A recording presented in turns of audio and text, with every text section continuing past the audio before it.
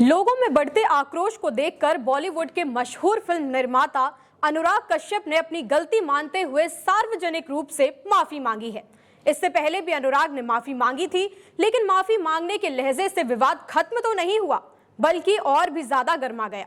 अनुराग कश्यप के sensor board और ब्राह्मणों पर दिए गए बयान ने न सिर्फ विवाद को जन्म दिया, बल्कि सोशल मीडिया से लेकर सड़कों तक हंगामा मचा दिया।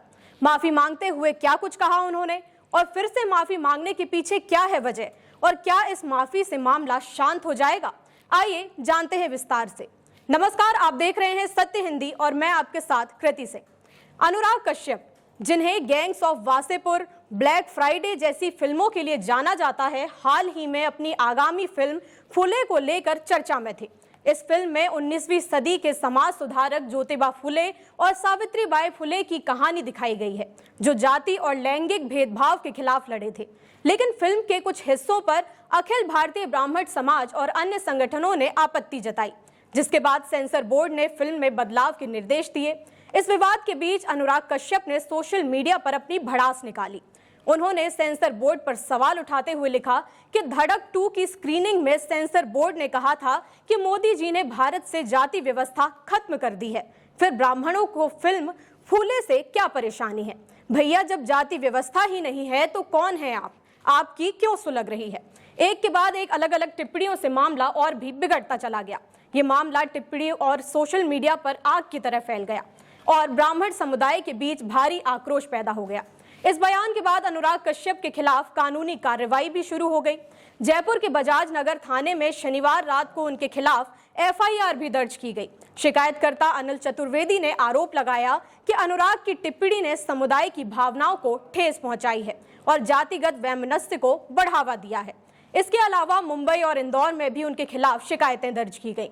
बढ़ते विवाद और अपनी बेटी, परिवार और सहयोगियों को मिल रही रेप और डेथ थ्रेट्स के बाद अनुराग ने 18 अप्रैल को एक माफीनामा पोस्ट किया, लेकिन ये माफी बेहद व्यंग्यात्मक थी। उन्होंने लिखा कि ये मेरी माफी है, लेकिन मेरे पोस्ट के लिए नहीं, बल्कि उस एक लाइन के लिए जो संदर्भ से हट कर ली गई।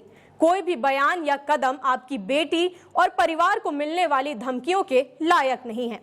इस पोस्ट ने विवाद को और भी ज्यादा हवा दे दी, क्योंकि कई लोगों ने इसे माफी कम और तंज ज्यादा माना।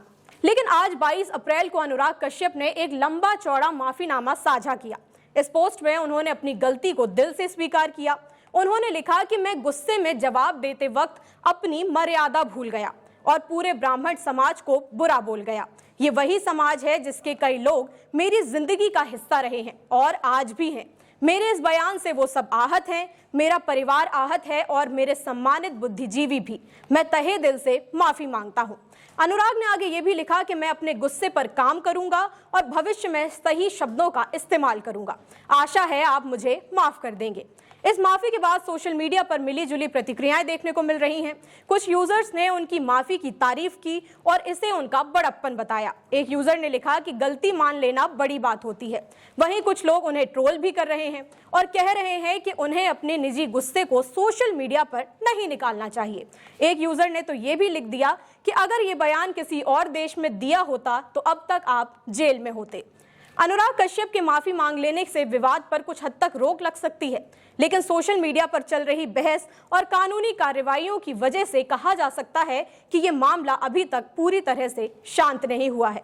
आपकी जो भी राय हो इस मामले में हमें कमेंट करके जरूर बताइएगा। वीडियो अगर पसंद आया हो तो लाइक और शेयर करें, और अगर आप चैनल पर नए हैं तो सब्सक्राइब करें।